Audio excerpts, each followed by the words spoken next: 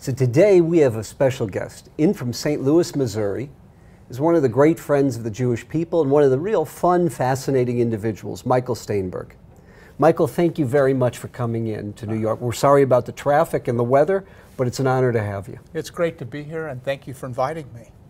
Michael, would you share with us a little bit about your background in Omaha, Nebraska? Sure. And growing up? Yeah, you know, I grew up in a, it would be today, the synagogue that I grew up in was a conservative synagogue today, but when I grew up it was more a modern Orthodox synagogue. I remember my grandmother and my mother would sit upstairs, and the boys would sit down with the men, but I always liked the going upstairs because you could walk out the back door, you know, so I wasn't one of the more religious students, but I grew up there, and there was a rabbi, Rabbi Kripke, that was the rabbi there, a famous rabbi, and so I had a tragedy that happened when I was growing up. So first of all, before I get to that, when we went to the synagogue, it was always you had to take a penny, a nickel, a dime for tzedakah.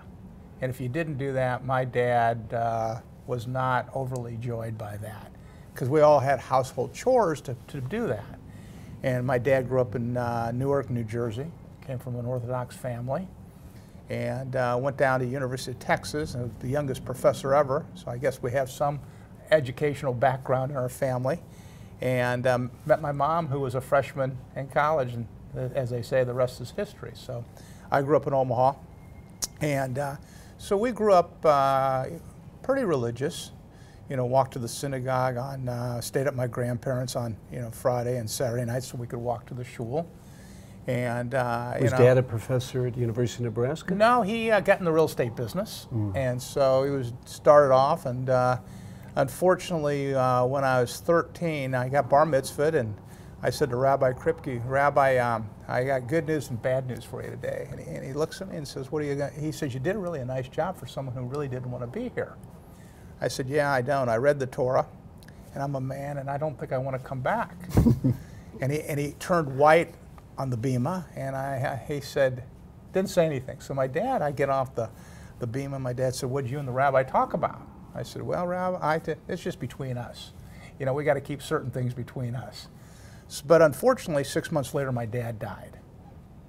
And I went to the synagogue to do the prayers morning and night for 365 days. And I go back to the synagogue, and the rabbi says, God has bigger and better things for you. He's teaching you something. He says, he's teaching you about Judaism. And he said, you can practice Judaism any way you want, but this is something that's important, and you're going to be a special person. Which was kind of, a very nice thing to say, but of course I didn't go back after the year. But I remember the upbringing and the rabbi and everything, and it was a great thing. And one of my passions was we did not have a lot of money, and one of the things is I went to a school and a high school that only had 8 Jewish kids. We were on the wrong side of 72nd Street growing up in Omaha. And but where I hung out with all my Jewish friends was the JCCC, downtown Omaha. And I'd go there, of course, on Tuesday, Thursdays, and Sundays. And that was the highlight. I took a nickel bus ride down there, and that's where I have all my Jewish friends still from Omaha, and it really made an impact. I was the president of AZA1, which is kind of an interesting thing. It started in Omaha, the BBYO AZA1. And it was quite an honor, but it really set my life to have understanding that you can practice Judaism a lot of different ways. I have the saying, same tent, different door. And so that was my upbringing. My dad was a very big disciplinarian, believed in tzedakah. And I'll tell you one other story. So Were you the oldest in the family? I was the oldest, and I have a sister and 2 brothers. And the age difference for 4 of us is 6 years. So my mother was quick to have those kids. So I'll give you a little story about how my dad taught us about charity and about work and about work ethic. So I'm 10 years old, grew up in Nebraska where Go Big Red was the big thing. So I wanted to have a red coat. This was my big dream. Couldn't go to the games on Saturday, could read about them on Sunday, but I wanted that red coat. So My dad owned a couple sixplexes in downtown Omaha, and he says, "I'll pay you 25 cents an hour to clean the basements." $10 coat. It was $10. That's what I needed for that coat. So I said, okay. So I'm a smart little kid. You know, 40 hours, 25 cents, $10. I'm in like Flint. I figure I got this coat coming. I'm going to be the big shot, you know. I can wear it. So it's Shabbos. And of course, you can't do business on Shabbos, so it's an hour before Shabbos. It's in the fall. You know, it's early. My dad walks in and lays out 10 $1 bills. And I'm thinking, this isn't going to go well. I don't like where this is going. He takes 5 and puts them in one pile, puts 5 in the other, and takes the one pile that has the 5 and divides it into 3 and 2. And he says, before we get to your dollars, let's talk about what we're going to do here. He said, that $2, that's tzedakah. I know it's 10%, but we're a 20% family here. Wow. I said, okay, where's the other $3 going? He said, we're partners. You like the roof over your head? You like the food on the table? We're partners. Here's your $5. And of course, I got up screaming and crying. How old were you at the time? 10 years, 10 years old. But what he said to me was, when I wouldn't come out underneath the bunk bed, he couldn't move. He says, you have 2 choices. You can quit on me, or you can get another 40 hours in. And I chose the other 40 hours. So eventually, another month went by, and I got that coat. And that is how I grew up, with tzedakah, understanding how important it is to value your family. And I had a lot of great mentors growing up in Omaha, Nebraska. But the thing that shaped my life the most was the JCC. That was my point of things that have always resonated with me, because you could be Jewish any way you wanted there. Question, after Dad passed, so Mom raising you, was the community supportive of Mom? Did you have any relatives there? My grandparents were somewhat supportive. They really didn't get along with my father very well, because they were Reform. We were Orthodox. My grandfather always kind of like, what are you doing? We never went to their house for the high holidays or anything, because they wouldn't keep kosher. Mm-hmm. So we were always we went over, but we didn't have, meals there.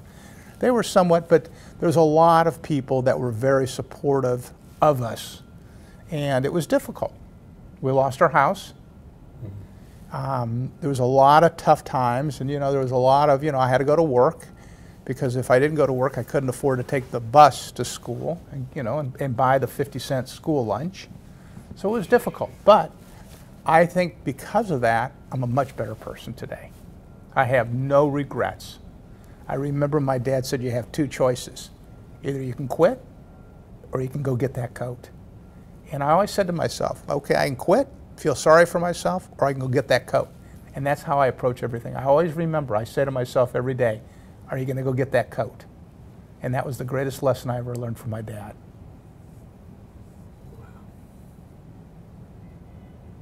And being the oldest in the family, you had a responsibility to the younger siblings. I still have it. I still take care of them, and I've been lucky. I've had a lot of great mentors, especially Jewish mentors.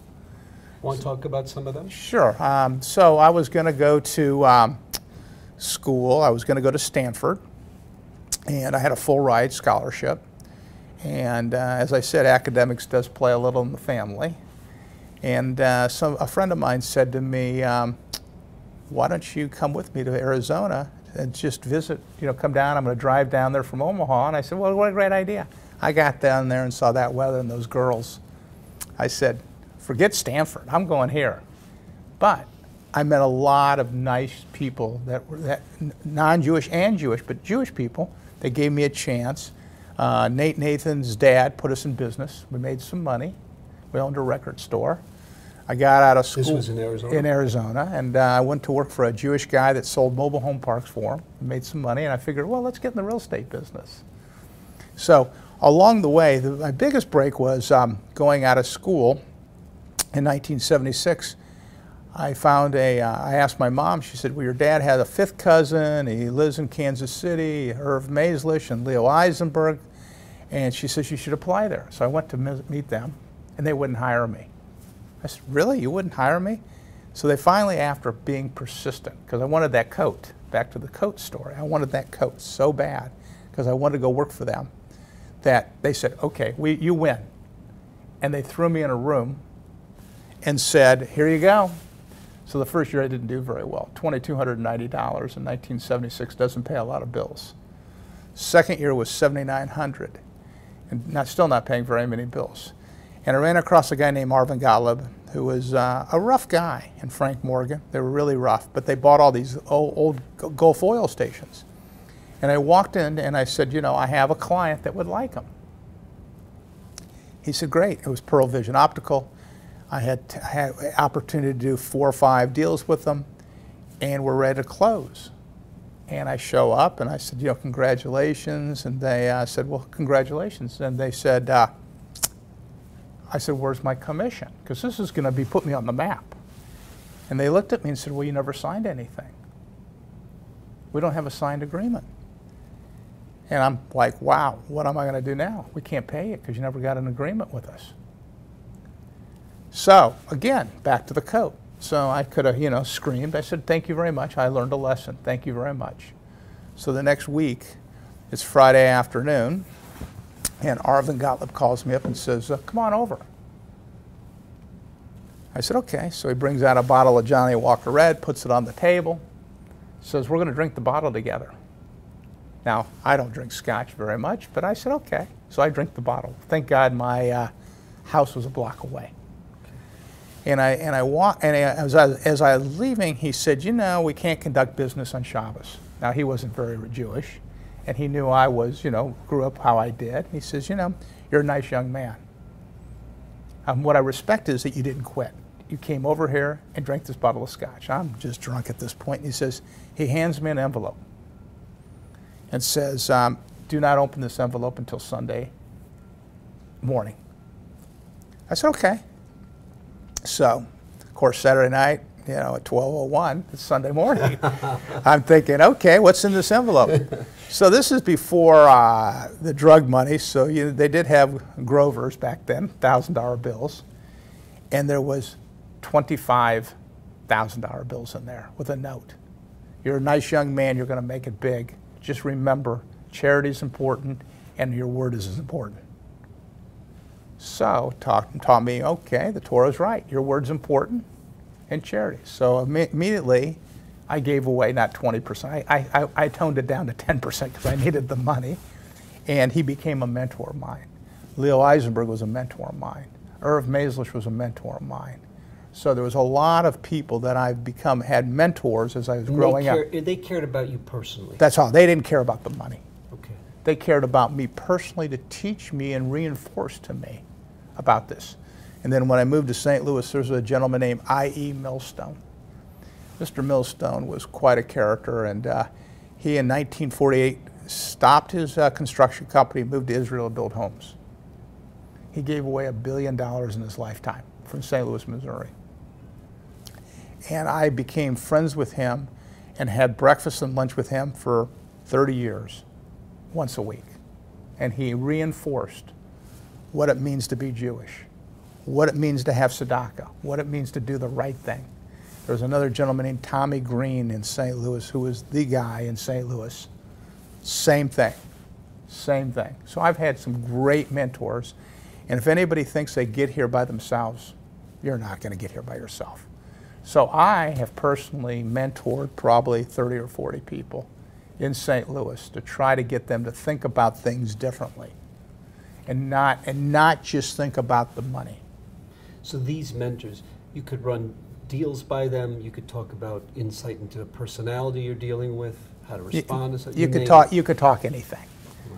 You could talk anything. And so Mr. Millstone says to me one day, it's 1999, 2000, he says to me, he had a campus called the Millstone Campus. The JCCC was there, the Federation was there, it was called Covenant High at the time was there, the senior housing, the mikveh was there, and he looks at me and says, the place is falling apart.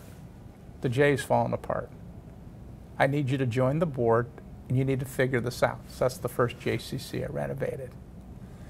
And since then, I have done St. Paul, Denver, Kansas City, Omaha, and I'm working on Scottsdale. So, you know, it's nice to have my name in these J's, but I'm more proud because I truly believe a strong JCC makes in the Midwest a strong Jewish community. And we had the Pew study come in and realize that, you know, the synagogue are not attracting people. The J's are. And if you have a strong J, you have a stronger federation, and you have a stronger Jewish community. And everybody says, well, in St. Louis, we have 5,000 units to the J, of which, you know, there's probably 15, 20,000 people. They say, well, half aren't Jewish. But the other half are, and it supports the Jewish programming that I think is important. You know, everybody in the Jewish world thinks that there's one magic pill that's going to make everybody Jewish. You got to have a lot of different ways to do the touch points. 31 flavors. Yes, that's why there's 31 flavors. And so I really spend a lot of time thinking about that. And what really makes me, you know, proud is that I've been able to do this. There's a guy named Mort Mandel out of Akron, Ohio. So about 10 years ago, I read all about Mort Mandel, and I'm about reading about people, and I'll go see anybody. And I picked up the phone and I said, Mr. Mandel, I'd like to come see you. Okay. But I only have 20 minutes. I said, okay, I live in Palm Beach, come down, be there at 10, don't be late. Well, I'm never late unless I can't get here because of traffic. And I show up at 10 to 10, and I'm pacing outside thinking, you know, who is this guy? You know, I want to see him. I've read his books, and he's done the Mandel Institute, and da-da-da-da-da. And so I get there, and he says to me, I'm looking at the Picassos and all the stuff in his house. And he says to me, and he's a short guy, and, you know, here I am. He's like, at the time, 90 years old. You know, I'm 55, I'm ready to roll. And I said, I know we only have 20 minutes, and I don't want to keep you. And he says to me, as he puts his arm around me, not quite all the way around, he says, so why do you do this? And without hesitation, I said, because it makes me feel good. I'm not sure God's going to thank me, but it makes me feel good. So for the next 3 hours, I sat with him. He canceled his entire morning. It was probably like seeing Babe Ruth, you know, spending those 3 hours with him. And he said, you got to continue to help the Jewish people. You're the guy that can help do this. And so today, probably 70 to 80% of the monies that we do out of our foundation personally are to Jewish causes. And it's not just giving money, but it's being actively involved in doing things and trying to save. You know, like when I do these, I'm a developer, so when I do these things, if I save $1 million, it's like giving $1 million and having a better idea. You know, when I talk about things, I have the 4 P's: places, which are facilities, programs, people, and of course you need the purse strings. So I really think about how I do this, and I encourage my kids. You know, one of the things that I think that I want my legacy to be is, and my kids get tired of hearing me, you got to do something. It's not about the money. Go volunteer. My daughter, who lives in New York, is a waitress every Monday night at a homeless shelter. She's the waitress for the homeless shelter. And I said, you know, you can give them money, but they're never going to remember you for the money. They're going to remember you for what you're doing. And my other daughter grew up with a learning disability, and she volunteers now at the school that she had that. In St. Louis. In St. Louis. So, I mean, I'm trying to encourage my kids, because what I see is, it's like my dad. I'll never forget the coat. I'll never forget going to the synagogue or the shul and having that penny in my pocket. And if, God forbid, I didn't have that, it wasn't a good outcome. So I've grown up this way, and it's, you know, really, it's really made me a better person. And it makes me feel good. It really does, you know. If we could go back to the Sure. JCCs. So some of them you'll build from scratch, some of them you have to gut and renovate. Right. Now, that's not an easy thing, is to have to renovate something that size and refigure it. No, it's really difficult. The thing that's really interesting is the people that are running them and the lay board feel, oh, you're coming in telling us what to do. They're in denial. But once you get them, so Omaha, Nebraska, I grew up in Omaha. The facility was down on 19th and Dodge. They moved to 132nd and Dodge, and it was built in 1982. So 5 years ago, I go back for the 100th birthday party. I walk into the J, and it's dismal. It's like nobody's touched it for 30 years. The lights are antiquated, the equipment's antiquated, the colors are antiquated, the parking's antiquated, da-da-da-da-da. So I say to the head person's running the J, I'll fix your fitness center. Well, you can't just go fix it. I said, I don't want to, I'll put the money in, I'll do everything, leave me alone. So to get I did that, and they said, wow. Then they said, well, you can't do this. I love when people tell me I can't do something. I said, well, okay. We're just, it took them a while. Now they all love me. We just opened phase 2 of phase 3. The complete renovation will be done in 18 months. It's been a 4-year project. In Omaha, Nebraska, we have raised so far $29 million. And it's not my money. I mean, I gave a nice piece, but we raised $29 million. There's over 100 donors that gave over $25,000. Wow. So that's for Omaha, Nebraska? For Omaha, Nebraska. There's 6,500 to 7,500 Jewish people in Omaha, depending on how you count Jewish people. And I'm really proud of that, because you got to get everybody to participate. It can't, and I'm not there running the place. I don't want to run it, but I've pointed out things, how you can be better operators, better business people. And in today's world, it's not a socialistic, we as Jews used to only be able to go to the JCC. When I grew up, no country club? No country. I mean, you could only go to the JCC. Today, everybody wants to be homogenized white milk. Everybody wants to, okay, I'm Jewish, but I can do anything I want. How do we get people thinking about being Jewish at the JCC and having Jewish programs to make it a better place? So their annual campaign is up 25% since we did this.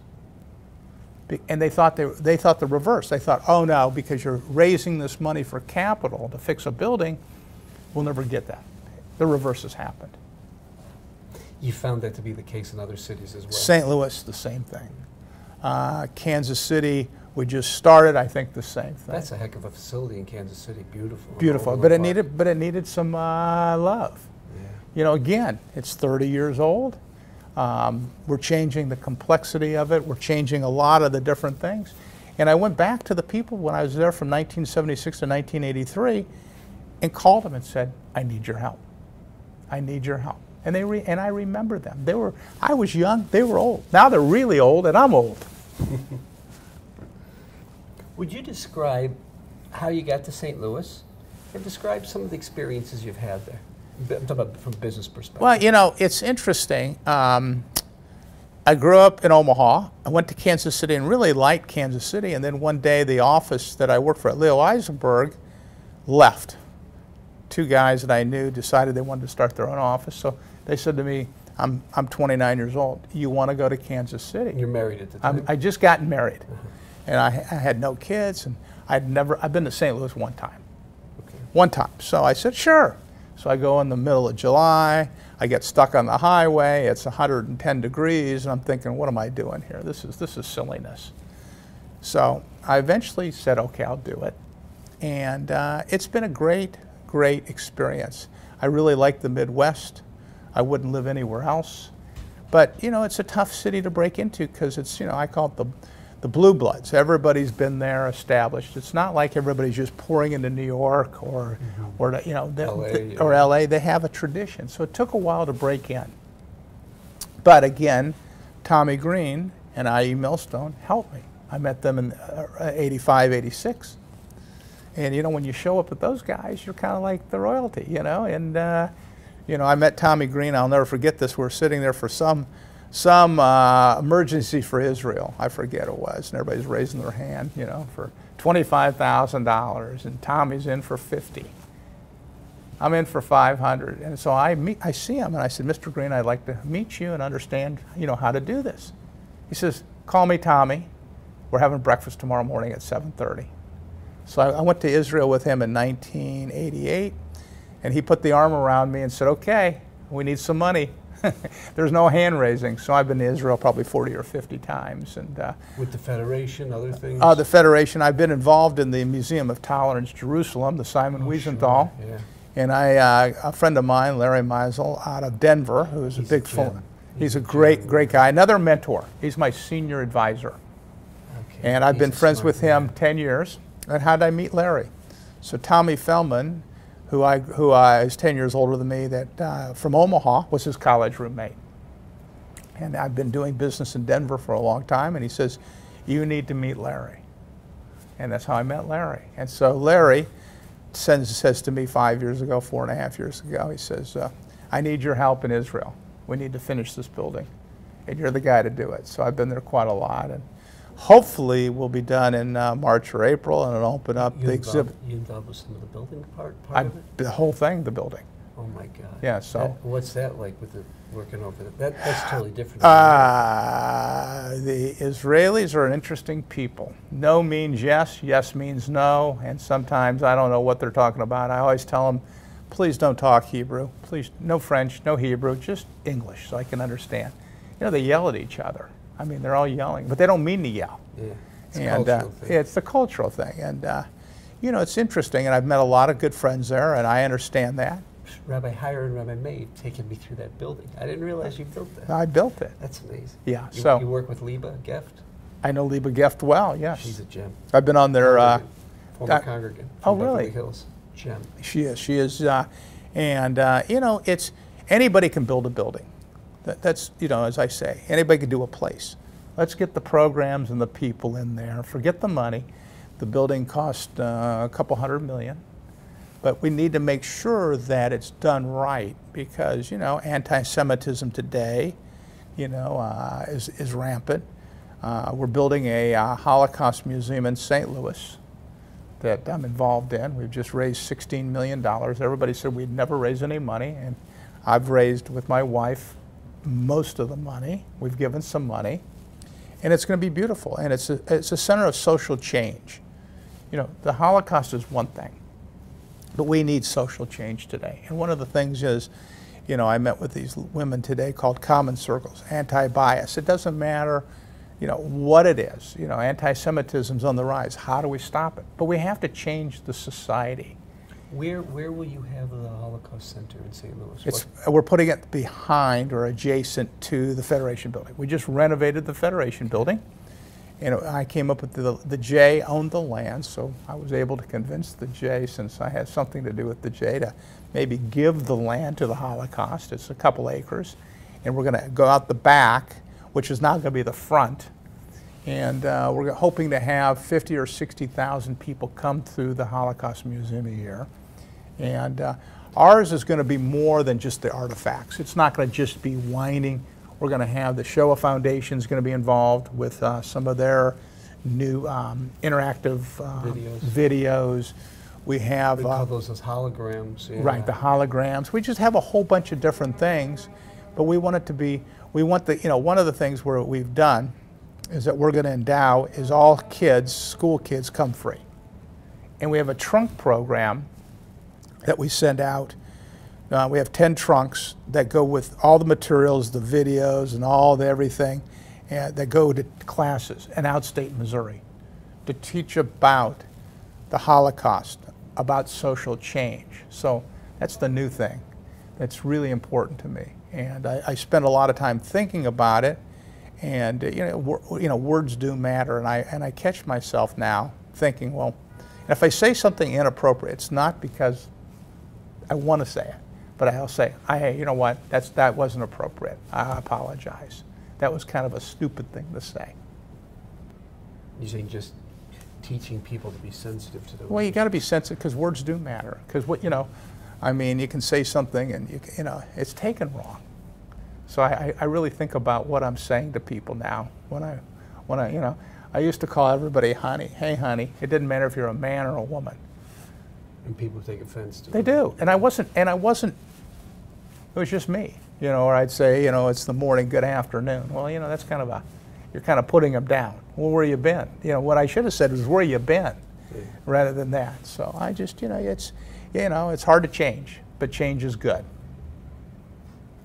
The construction you did for the Museum of Tolerance in Jerusalem, which is, but at that location geographically, the whole world's Cat Square next to the Waldorf. It's unbelievable. That, if you had done that in the States, from a point of view of cost and challenges, would it have been similar or much easier? Well, first of all, dealing with the city of Jerusalem, dealing with the state of Israel is a complex thing because what's approved here for fire rating is different there. Okay, think about that. And nothing's done in a timely manner. So we brought in Chinese workers, Arab workers, and Israeli workers. And one of the most things I'm proud of is that we've got everybody to work together because we couldn't afford just to have one group do it. Everybody brings a certain thing. It would have probably, we did it ourselves. We were the general contractor ourselves. Jonathan Riss and Larry started it, and we've been the contractors ourselves. And we have a lot of Israelis that are involved intellectually running the kitchens or doing the programming and things like that. It had probably been double in the United States. It would have been double yes. to do what you did in Yes, right. So it's really a fascinating thing, and look, I'm proud of this building. I hear about it just from Rabbi Heyer and Rabbi May, the quality of technology that's going to be in that museum, real state-of-the-art stuff. Right, and that's what we're working on now is the exhibits. And we got the Shoah Foundation. We got a lot of different people involved. I'm not the exhibit guy. You're talking to the wrong guy. You're the blood and guts. I can build a building, you know, and I don't want to be the programming guy. You know, I've run operational companies, but it's a completely different mindset. Here's the building. Please treat it right. Wow. Is this your first project outside the States? I did some Walmart work in Argentina. Want to tell us any stories about working with Walmart? Yeah, it's difficult because you got paid in pesos. So to bring the money back to the United States was difficult. And we had an Argentinian partner. And again, when the culture is different and the business thoughts are different, it's difficult. I've been involved now with Yemen Ord. Do you know Yemen Ord in Israel? Yeah. The school, the Village Way. So I adopted them and helping them renovate their campus, which has been very fascinating. They do a fantastic, fantastic job. And they've now adopted Arab schools to take the Village Way because they're looking at the holistic approach to helping kids. It's just not when they're there from 9 to 3, but to get the families involved, to understand the whole holistic approach is so important. And so I've adopted them. I've tried to do some business with other people in Israel, profitable, not nonprofit. I'll stay right here in America. I'm good. I understand how the dollars work. I understand the law. Yeah. It's just a different mindset, and not saying that their mindset's wrong. It's just a different way of looking at it. If you walk into a deal with a certain set of assumptions, and they're not assuming that there's going to be right. And so it's just a different way of looking at it. But I'm glad, you know, I've met a lot of interesting people. One of the things that I like about nonprofits is you never know who you're going to meet. You never know who you're going to meet. Want to elaborate on that? Sure. I mean, I met a gentleman named Jay Schneider, and Jay is, his dad owned the Philadelphia Flyers. He lives in LA. He's on the board of the MOT, and Simon Wiesenthal. Mm-hmm. Collaborating. He collects artifacts from the Holocaust. Never would have known that. Archie Gottsman, her dad owns Manhattan Storage here. She's on the Jewish board for camping with Jeremy Fingerman. Never would have met her.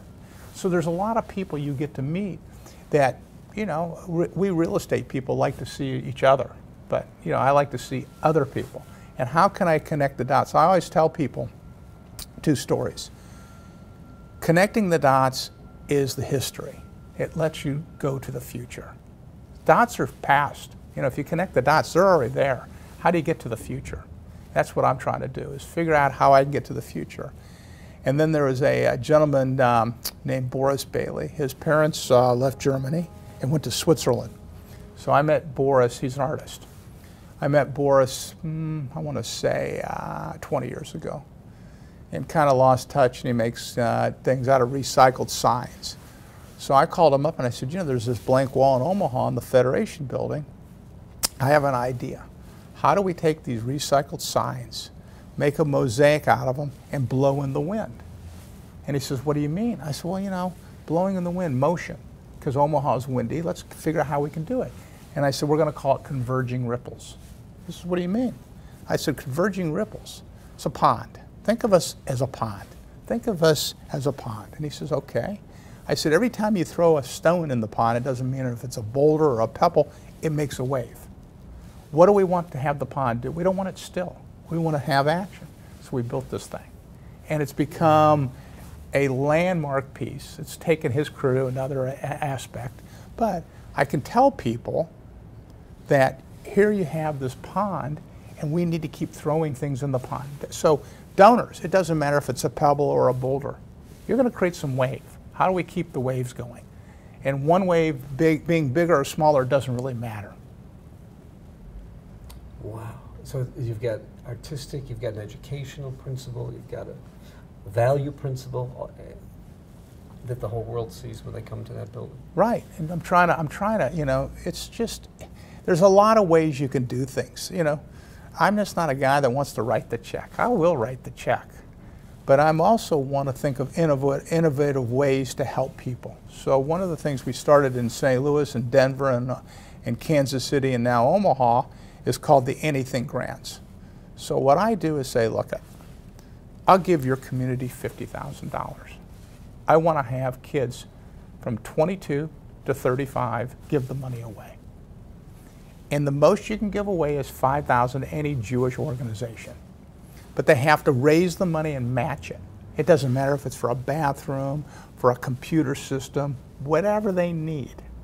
And what I'm trying to do is encourage the next generation to understand that giving away money can be something and get them thinking about that. And I spend time doing that. I don't want to pick the organizations. Through the Federation? Yes, through the federations. And I do not want to be the one picking. Yeah. And I don't. I come in, I meet them the first day when they're all there, and then I meet them when they announce the awards. And so I'm just, again, another way of doing something different. And you know, that $5,000 that you help a shul or you help a day school, it doesn't seem like a lot, but it could be a huge game changer rather than giving the $100,000. And you get your daughters involved also in some of the decisions? I do. We have a family foundation meeting, and they're required to be on the phone or show up. And they hear what we do, and they see us going to different things. You know, the other night I went to JSU, Jewish Student Union. Right, yeah. I know that. And I was there with Rabbi Ravinsky, and you know, it was great. And it was important, watching these kids. You know, and I set the bar. You know, I went in, and they were going to raise the paddle for $5,000. I said to 4 people around me, well, we're all going to do $7,200. Let's get a couple more highs going here. You know, we need the 4 highs going here. And they looked at me, and so I encouraged them. They did great. But that's important. Those kind of organizations, you know, again, there's not one magic bullet. Could I ask you, share maybe some of the experiences you've had, some of the challenges, the ups, the downs in business, you know, whether it's challenging partners, challenging clients, challenging communities you're working with, whether it's townships, et cetera. Sure, that's a great question. So, I started as a broker, and I got lucky. So, besides Arvin Gottlieb, going back to my friend Arvin Gottlieb, back to Kansas City. Kansas City. So I'm my 3rd year, and you know, I'm starting to do a little better. And for some reason, I got the yellow pages out, and I looked at McDonald's in the yellow pages, and they had 10 locations. 10 locations. I said, great. I called up the guy that's head of real estate in St. Louis, well, even though I was in Kansas City, never been to St. Louis, and he said to me, he said, so how many restaurant deals have you ever done? And of course I answered, none. At least you can tell the truth. So I met him, and he told me that he'd wanted me to go to Shenandoah, Iowa to find a site. He didn't tell me he'd been there for 2 years. And he said, if you can get this done, you can have my business. Well, I got it done. and did 350 McDonald's deals. That's great. This is as a broker. As a broker. 350 McDonald's deals, okay, as a broker. More important though, I met a guy named Sam Walton. Little guy named Sam Walton. So in Fayetteville, Arkansas. Right. So in 1979, they wanted to go to Liberty, Missouri. And so I had this brilliant idea that Walmart had a huge parking lot. And I said, you know, there's so much land, why not put a McDonald's here? So I drove down to Bentonville, Arkansas. I have a saying, you can't put a pencil through the phone. So, got to go see someone. So I drove down there and I said, Mr. Walton, I'd like to have this idea. And he says to me, I want $80,000. I don't pay a fee. I said, no problem. Not an issue. So I go back to my guy at McDonald's, Webb Leslie, and I say, Webb, what do you think? He says, well, we're going to do something for you. We're going to give him $85,000 and I'll pay your fee. So I go back down to Bentonville, and I said, Mr. Walton, I want to exceed your expectations. I got a contract for $85,000, and you don't have to pay the fee. And he's stunned, because it probably worth $50 at that time. So we finished the deal, and you can't take a bottle of champagne down there because the Waltons didn't believe in drinking. Okay, so I went down there and brought a bouquet of flowers. My mother always believed in writing thank you notes and being appreciative. So I went down there and said, you know, I want to just thank you. Thank you for the opportunity. He said, well, I got something for you now. He says, what's that? Tom C., who was the head of real estate, meet your new developer, meaning me. And I ended up doing 200 Walmart deals. So 200 Walmart? 200 Walmart deals, yes, in the United States. As a broker, as a developer, whatever. But Walmart was hated back in the 80s and 90s. Because they were devouring Ames? And because, well, they were hurting the small town merchants. So your question was, it was a challenge. Nobody wanted to give Walmart zoning. They were the bad people. You know, I remember when David Glass was on 60 Minutes or NBC or whatever, and how he had the faux pas about something he said, and, you know, see that Walmart, now it's like Amazon. Everybody wants to break up Amazon. Everybody wants to break up Facebook. There's got to be someone that they don't like. And so they were so dominant, they were putting people out of business. And as a businessman, it was difficult. Nobody wanted a Walmart. No, certain towns wanted a Walmart because they get the sales tax. But other places, you know, did not. And, you know, all the Americans, well, they're buying stuff from Cambodia, they're buying stuff here. I mean, so it was a great, but the McDonald's was great because everybody wanted McDonald's. What's wrong with McDonald's? Today, you know, of course, the fast food, you know, it's not healthy, but back then. So it was, you know, I've had those, you know, challenges, and you got to remember when you're going in, you know, when you go in front of a local board, you got to remember that they control the board of the city, and you got to be careful because, you know, they're different.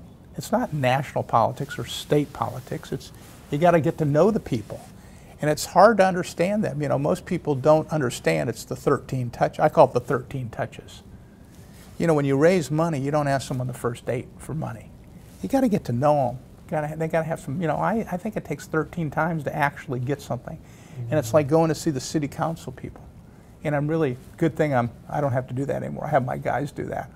I can't, it's a lot of work. But that's, you know. I find them to be, a lot of times, these are very little people, and this is their chance to be a big man. It's not the money they're making. It's the power. Yeah, it's the silo that they got. They don't get it from their wife. They never got it professionally. Now they're big boys. Right. Big women. Right. And so, you know, that's the hard part. And today, you know, retail's changed drastically, you know, bricks and mortar. But I still think there's a place for bricks and mortar. You know, there's a lot of pop-up stores here, but, you know, New York's different. So I went and looked at all the retail concepts the last couple of days. In the area? Oh, yeah. I went to the Nordstrom store, and I went there. What do you think of that Nordstrom's? It's all bars and restaurants. Right, and designers. There's nothing that's really, and, you know, it's interesting. In St. Louis, everything's on sale. Everything in the store is on sale. Every department store, everything's on sale. There's not one thing on sale in that store. I didn't see anything on sale anywhere here. So I just thought it was interesting, you know, and And you know, it's just the world's changing. And I think a lot of the consumers are tourists. They are, and they don't care. When, you know, when somebody's on vacation, they'll spend in a very different way than when they're at home. Right, absolutely. So yeah, so it's just interesting. You know, the developers here are saying that basically what they're doing is they've got young millennials, don't have kids, they have dogs, but they want two things. They want restaurants and they want workout places. So That's their retail is all restaurants and workout. Right. It's not stores anymore. Well, you know, this is what I call the interesting thing. Fitness. Right.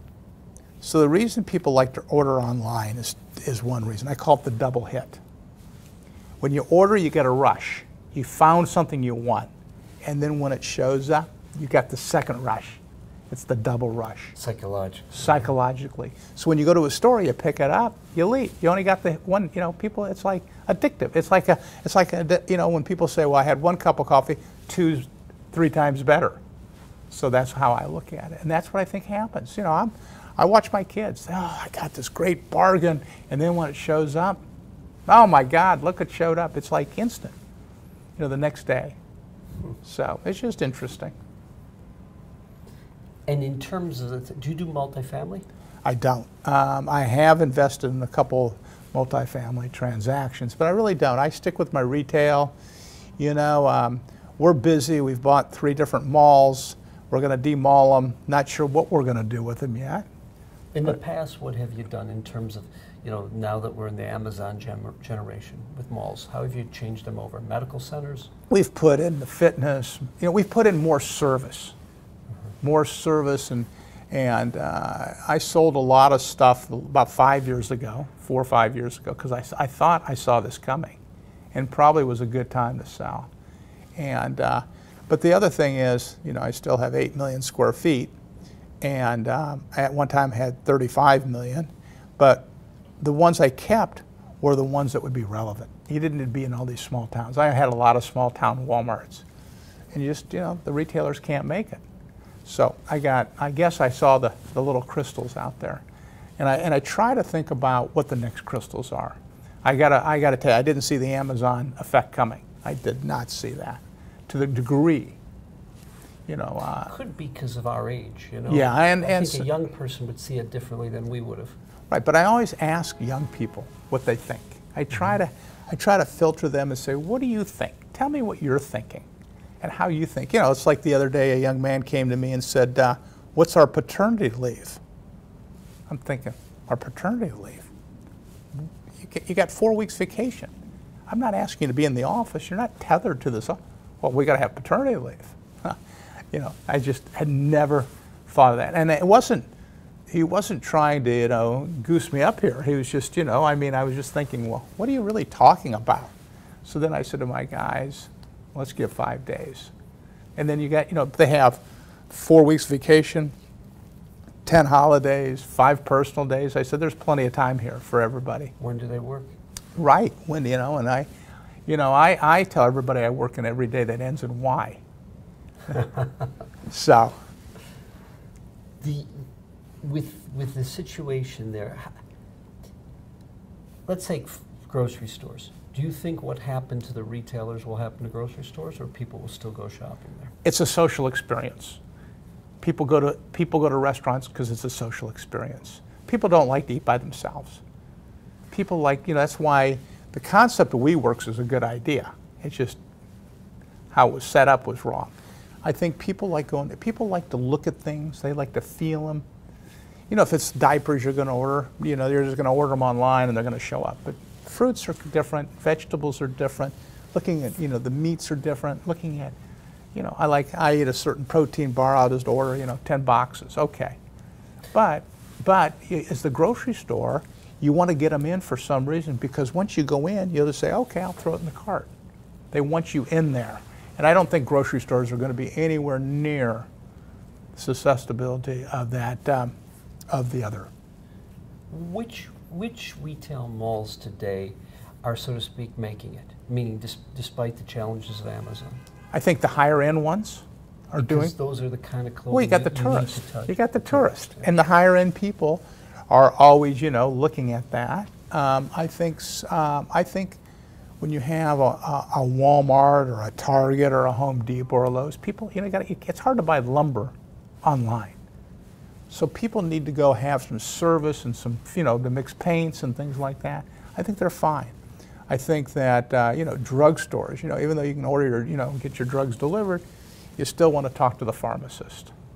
There's human interaction until you have robots running around or Dr. Spock, sending it through the airwaves to you. I think we're good.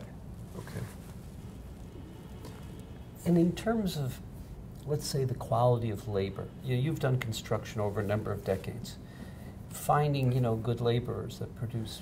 It's a great question. This is the struggle in America because we got to go to college. Everybody hits a button.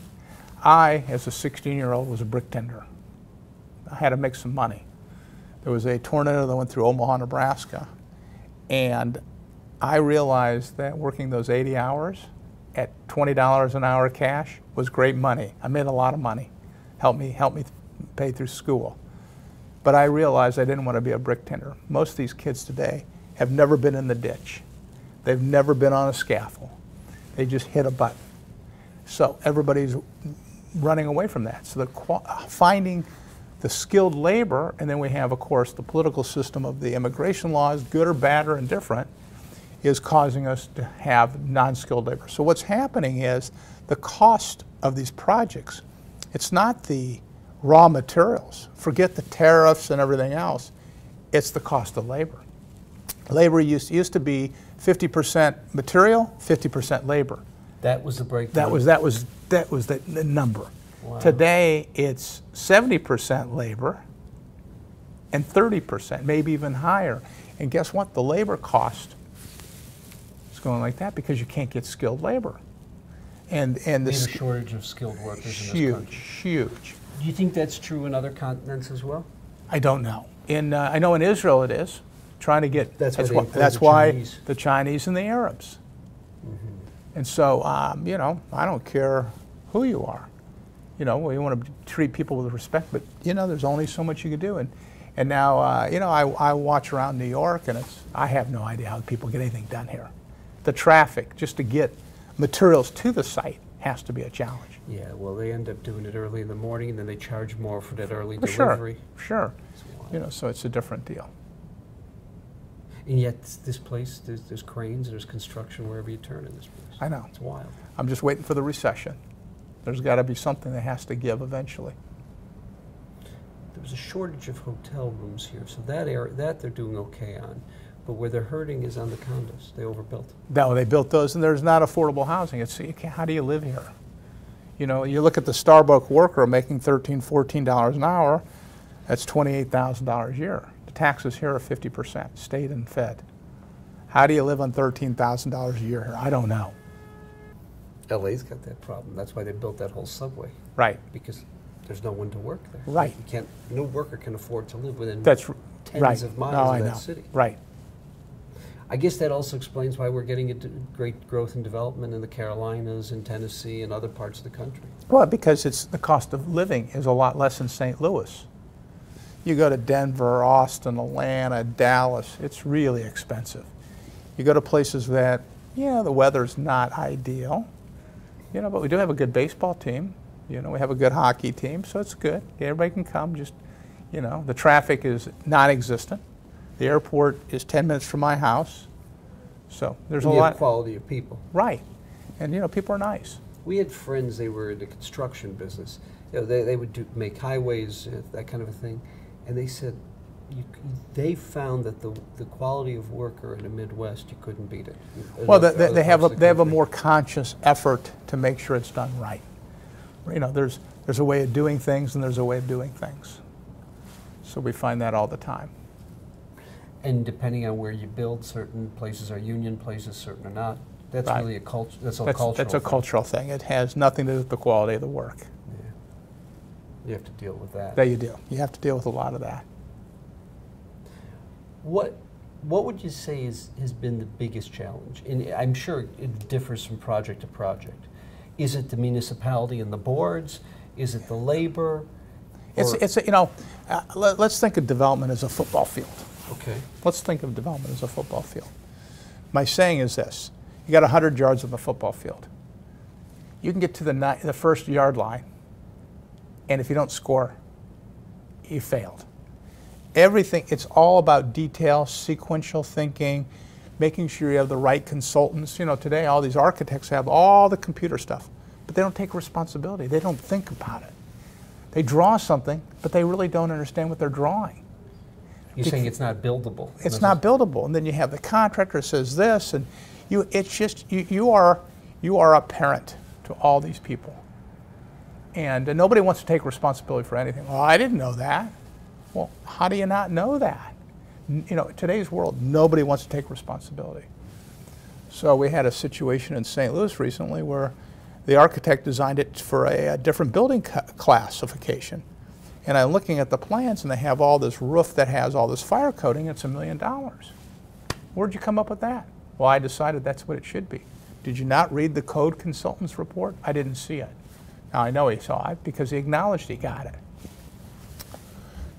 I said, are you going to take any responsibility for that? No. So people today don't want to take responsibility. And in development, it's just, you got to know the nuances, and you got to pay attention to every detail. Because if you miss one detail, it's a snowball effect. And you know what, you wake up and you say, how do we get here? And you know, I kind of micromanage that. I have like 3 people that have worked for me for 25 years, so they know what I'm looking for. And there's not a surprise. But we still have issues every day. I mean, it's just, you know, we're humans. That's the problem. You're dealing with so many different humans on any one project. Right. You know, it's like the J in Omaha. I said we designed it with a sock air curtain. And I go in there and I said, it's supposed to be 2 foot higher. Well, the sprinkler heads are in the way. I said, okay. I don't care. Move the sprinkler heads. Well, and they looked at the plans, and sure enough, the sprinkler heads were supposed to be moved, and nobody caught it.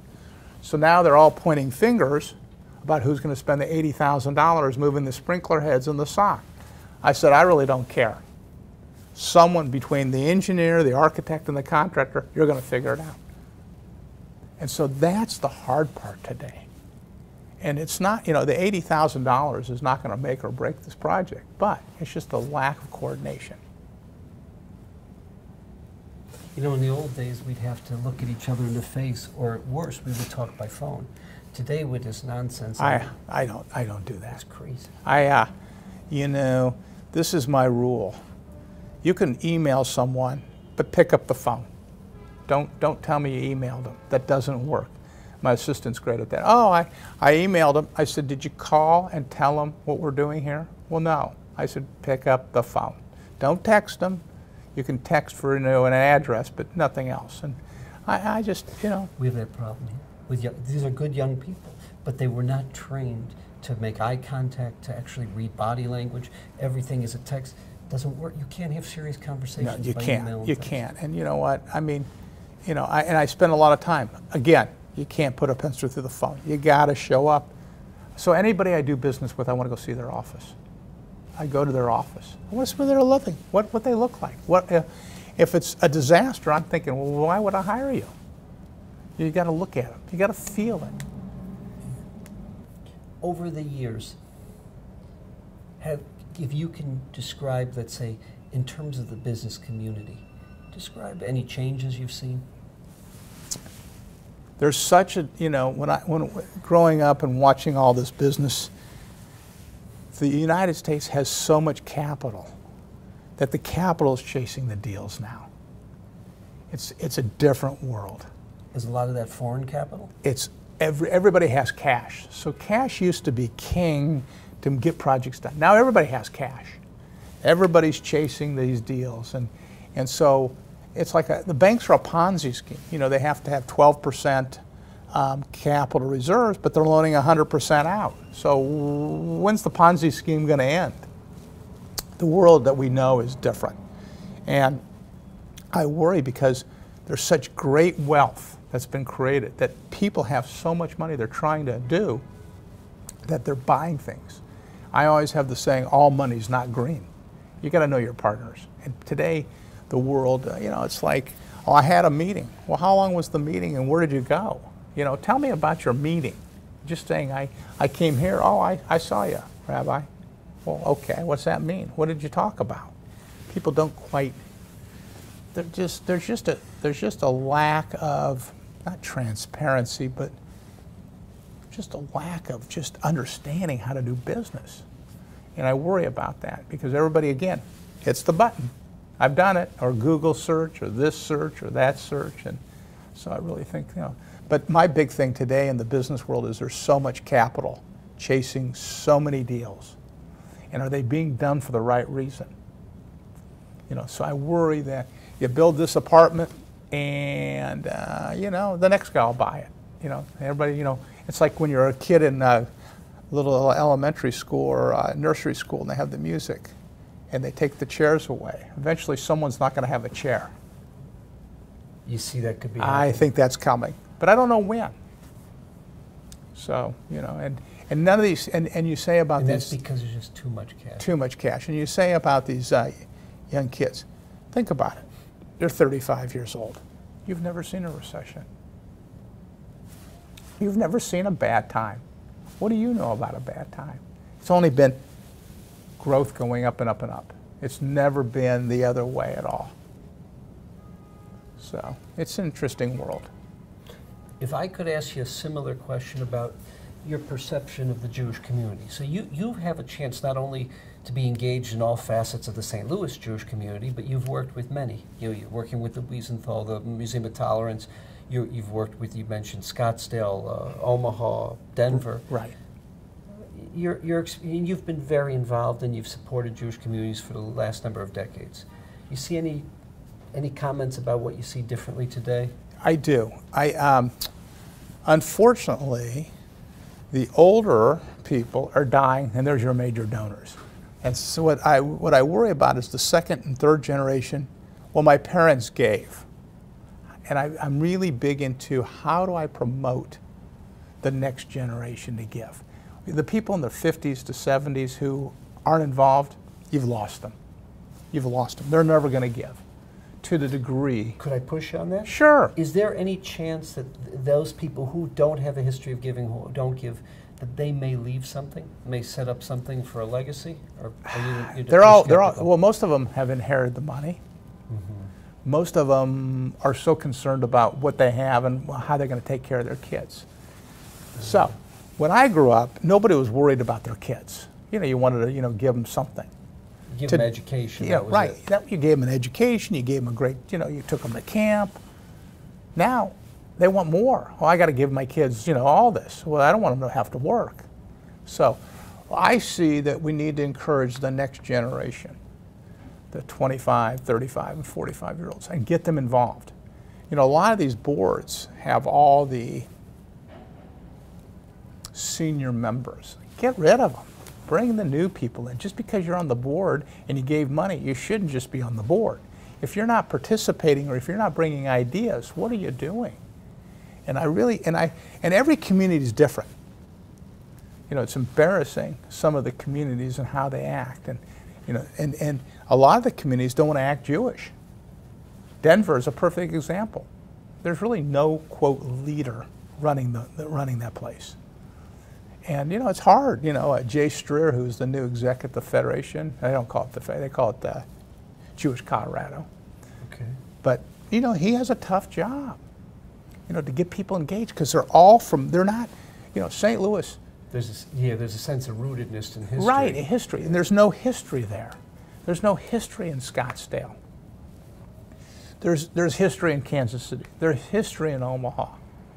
Denver's not so much so. So you have to really work at it. But it's not flipping the switch. It takes years. It took us years to get there, and it's going to take us years to get back there. I have the saying, Rome wasn't built in a day or destroyed in a day. So you got to think about time. And it's not instant. It's going to take 5 to 10 years of, doing this and talking to people and getting them engaged. What's going to make them engaged? Again, back to my 13 steps. You got to have something that keeps them.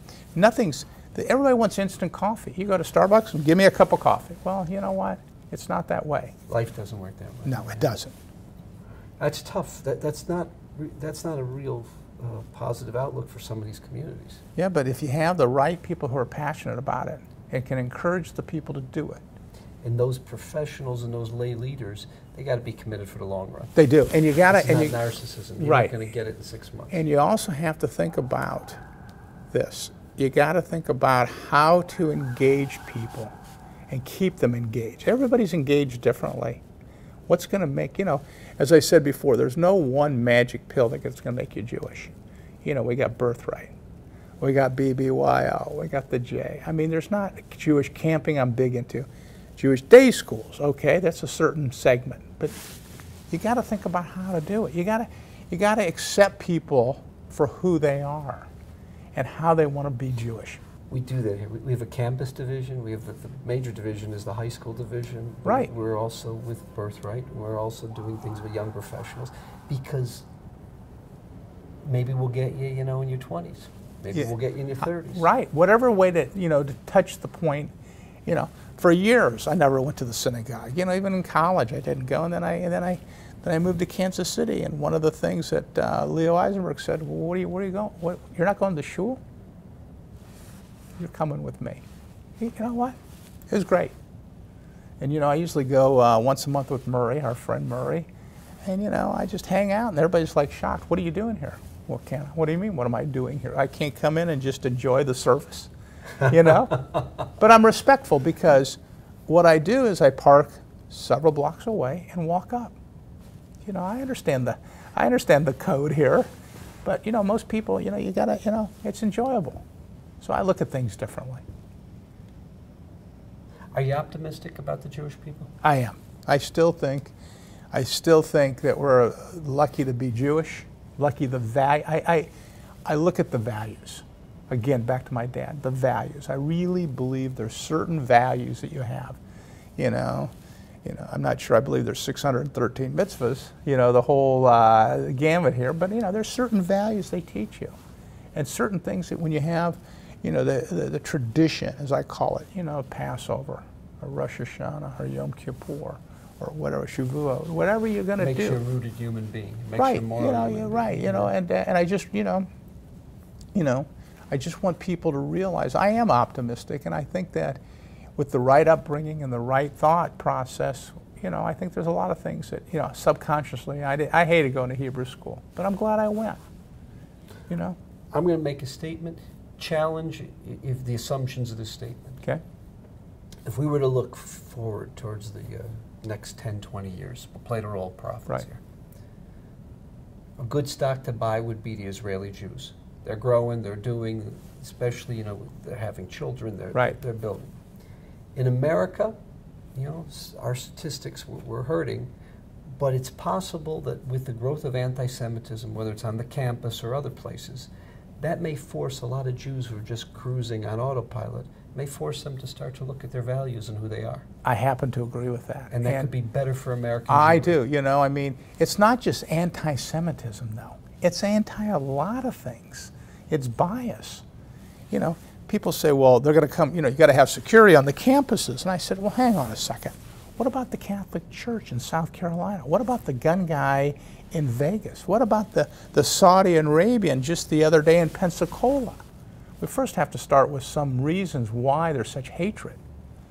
And, I think anti-Semitism is definitely on the rise, but it's a rallying point to help us, and I don't feel, people say, do you feel nervous being Jewish? I don't. I really don't. I just don't. And I'm proud to be Jewish, and I tell people that. I don't have, I'm Jewish, okay. I'm happy with that. And I don't feel any security risk walking down the street or anything, in business. Anti-Semitism in St. Louis is not very strong, but anti-being black and African-American is terrible. It's one of the worst racist cities in America. Mm-hmm. And I don't get it. I just, so I'm more into figuring out how to stop that, but I think you're right. It might be a rallying point. I hope we don't have to have it as our rallying point. I'd rather have a different thought process. Last question. If you could give 2 examples in your life, and there's an assumption behind this question. Mm-hmm. You know, you go to any Barnes & Noble or you go to any bookstore, and there's a million books on, you know, business books. The challenge with business books is you learn a lot more from your mistakes than you do from somebody else telling you about their victories and their successes. The Gemara says, "Ein chacham kibal nisayon." As the smartest guy is somebody who's learned from experience. Right. If you could maybe take 3 or 4 instances in your life, and you've shared a number with us, maybe it could be something that was a mistake, could be something someone did to you, it could be a success, something you learned from someone that made you into who you are. If there's 3 or 4 instances you might want to share with us. Sure. Well, first of all, you know, as I always tell people, if you can afford the tuition, college is great. You got to start there. And, you know, it goes back to that coat. You can have 2 choices. You can quit, or you can move forward. You got to think about it. And I've done some really dumb things, you know, in my life. You know, Arvin Golub was a great person. I didn't sign anything. Remember, I go back to Arvin. You know, it taught me maybe you should have something in writing. You know, dealing with, you know, I tell you a story. I didn't tell someone the whole story. Irv Maislish, I didn't tell him the whole story. So I signed a lease for an office, and I said, Irv, it's all done. And I told the guy that it included new carpet. It wasn't in there, and I forgot to put it in there in the lease. And so I came in, and the guy called and said, where's the new carpet? I said, Irv, we owe him new carpet. He said, it wasn't in the addendum. I said, well, I promised the guy that, and I need to do that. That's, you know, how I'm going to roll. He said, well, congratulations. That $2,200 is yours. I didn't have $2,200, but I'll loan it to you. And I'm only going to charge you 10%. That taught me that details matter. Wow. You know, so, you know, and, you know, it was a hard lesson. And also, you know, tell people if you don't know. That's the hardest thing that people can't do. I learned, I didn't tell someone I didn't know. And it came back on another transaction that, you know, that didn't do so good. And you know what? We make mistakes. But own up to your mistakes and say, I made a mistake. You know, you're right about these books. You know, I read a lot of books. You know, but what they do is they reinforce the good things, but they don't talk about the failures. You know, you can't succeed unless you fail. No matter who you are, you have to fail. Steve Jobs failed. You know, he just didn't make it. They took his own company away from him. Right, and he came back. I mean, he's a smart guy. It's really, but he was a difficult guy. One of the things I tell everybody is, you can be difficult, but be nice. Be nice. You don't have to be arrogant. You know, I watch all these people, and, you know, I don't know why they have to be so mean. You know, Elon Musk is probably one of the smartest visionaries out there. But you got to be nice. You got to do something nice. And I look at people and I say to myself, okay, I tell everybody it's okay to fail. I don't want the bad news. I don't want the good news. Just the news. Just give me the news. And if I get the news, I'm a good guy. I'm happy. And that's the biggest takeaway I tell these kids. Give me the news. Don't sugarcoat it. Don't perceive it the way you perceive it. Just give me the news. And I do that every day. And you know, we all make mistakes. I had a lawyer, an in-house lawyer, made a mistake, and he started giving me double talk. I said, Mike, you made a mistake. It's okay. I'll fix it. I'm Mario Ravano. I'm coming out of retirement. I'm going to throw that relief pitcher, and I'll figure out how to get this done. We'll get it done. Nobody, I always tell everybody, nobody died. Nobody has died. Let's just move on. Because money is not the main thing. Doing the right thing is the right thing. And you mentioned you've mentored 30, 40 people. Yeah, what I try to do is meet kids that I know. What I do is I tell them, look, I got 30 minutes every month. Come with your questions, be on time, and then I'm going to give you a list of things to do. And that works really well. And you know, I like doing it. There's a young man now that's in wealth management in St. Louis, a Jewish kid, and he didn't know how to understand how to be Jewish and how to, you know, participate. If I can get him, if I can help one person, I really have set the community up. You know, you got to do it one at a time. you find, there's an assumption in this Sure. question. That you mentor a lot of people. You find that, if they come from good stuff, if they had decent parents, good role models, you can work with them and build them. Sometimes if they can't. Sometimes, but everybody, people know good and bad. We all know what's good and bad. You got to hope they have a good moral compass. Parents can only do so much. I have dragged my kids to so many things. Maybe it's too many. Maybe you can but hopefully they'll listen. And I send them articles all the time. It's just the parents, raising kids is interesting. I've raised 3 daughters. It's the time. It's nothing else. It's not what you buy them. It's not what you tell them. If they see you there. My kids always laugh. Dad, you never missed a field hockey game, a tennis game, a soccer game. But we remember you reading your newspapers in the stands, and you're on the phone. I said, girls, what other parents were there? But they remember that I was there. That's the thing. You got to show up. You can't win unless you show up. And that's with kids. You got to spend the time. And we all think we're busy doing stuff, and I'm not sure what everybody's busy doing. Yeah. So. It's not. Right. Right. We're busy being busy. We're not necessarily productive. Yeah. Any last thoughts that you want to share? No, I just, I appreciate the opportunity to do this today. As like Lou Gehrig said, I'm the luckiest man in America. I really am. I've been fortunate. I've had some great role models. I've had some great mentors. I've been lucky, but I'm driven to succeed.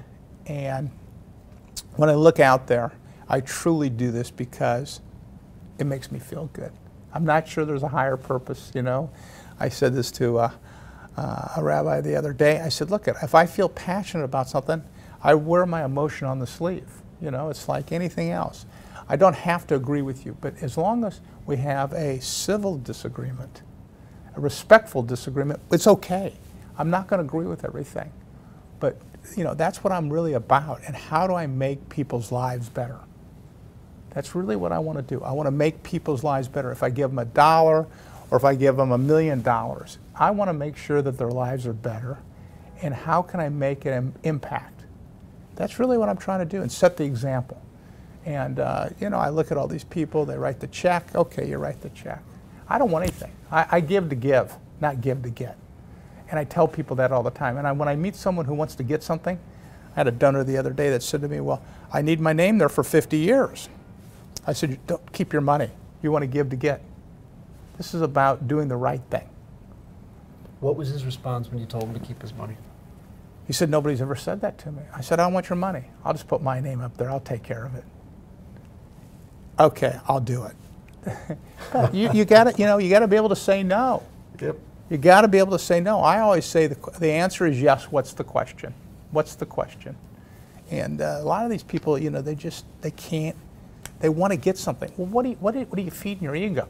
Well, it's not about ego. I need nothing with my name on it ever again. Sure, the first time I did it, it felt great. There it is, but after that, you know what? It's not. It's okay.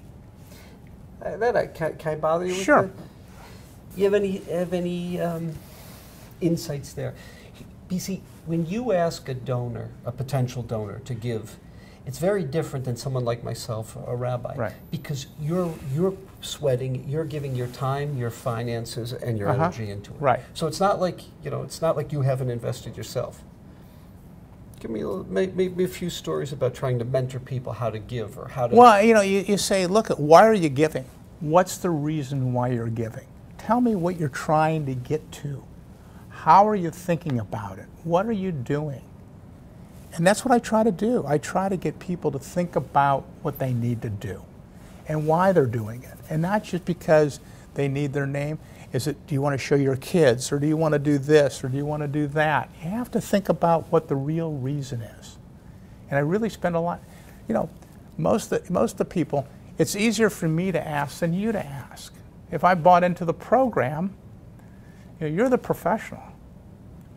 I'm the guy that, is out there. And I have to tell them. I find I have to invest my own dollars into a program. Right. Because if I've invested my own dollars, it's a different relationship to the program. Absolutely. So it's very interesting. Do you, when you deal with somebody who just doesn't have a feel for giving, it hurts them to give, or they can't relate to it? Then you know what, you can only spend, we only have 24 hours in a day. You have to say next. You got to go on to the next one.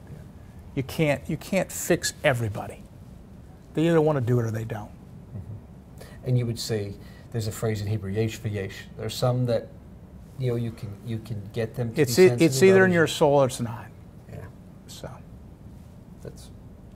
Sometimes you got to cut. Right. You got to go on. So. Thank you. My pleasure. Thank you Thank you. very much.